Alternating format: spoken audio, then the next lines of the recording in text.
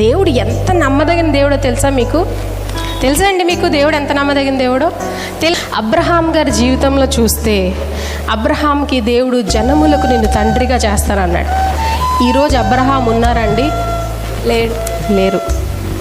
For example మీకు ఒక ఉదాహరణ, సిస్టర్ నేను మీకు ఒక ల్యాప్టాప్ ఇస్తానన్నాను. లేదు, సిస్టరే నాకు ఒక ల్యాప్టాప్ ఇస్తానన్నారు. కానీ నేను రేపు లేను అనుకోండి, ఆవిడ నాకు ఇవ్వాల్సిన అవసరం ఉందా? లేదు కదా. నేను లేను కాబట్టి నాకు ఇచ్చిన మాట చేయాల్సిన అవసరం లేదు. కానీ దేవుడు వాగ్దానం చేశాడంటే, ఎవరికైతే వాగ్దానం చేశారో ఆయన ఉన్నా లేకపోయినా ఆయన వాగ్దానం నెరవేరుస్తాడు. హల్లెలూయా! ఎంత గొప్ప దేవుడు చూడండి. అసలు ఎవరు అడగరు దేవుడిని. నువ్వు చెప్పావు కదా ప్రభువా, నువ్వు ఎందుకు చేయలేదన్న మాట అడగడానికి వాగ్దానం పొందుకున్న వ్యక్తి లేరు. కానీ ఆయన నెరవేరుస్తాడు. అంత నమ్మదగిన దేవుడు.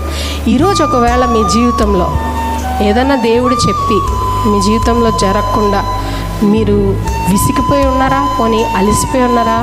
ఒకవేళ ఎందుకు నా జీవితంలో ఏం అవ్వట్లేదు అన్న పరిస్థితిలో ఒకవేళ మీరు ఉంటే, ఈరోజు మీకు చెప్తున్న మాట ఏంటంటే, నమ్మండి, విశ్వసించండి. ఎందుకంటే ఆయన చెప్పిన మాట ఖచ్చితంగా నెరవేరుస్తారు. హల్లెలూయా! ఆయన మీకు చెప్పిన మాట మీరు మర్చిపోవచ్చు, కానీ ఆయన మర్చిపోడు. అది ఖచ్చితంగా నెరవేరుస్తాడు. అది కనుక మీరు నమ్మితే మీరు ధన్యులు. ఆమేన్. మీరు ఏంటండి?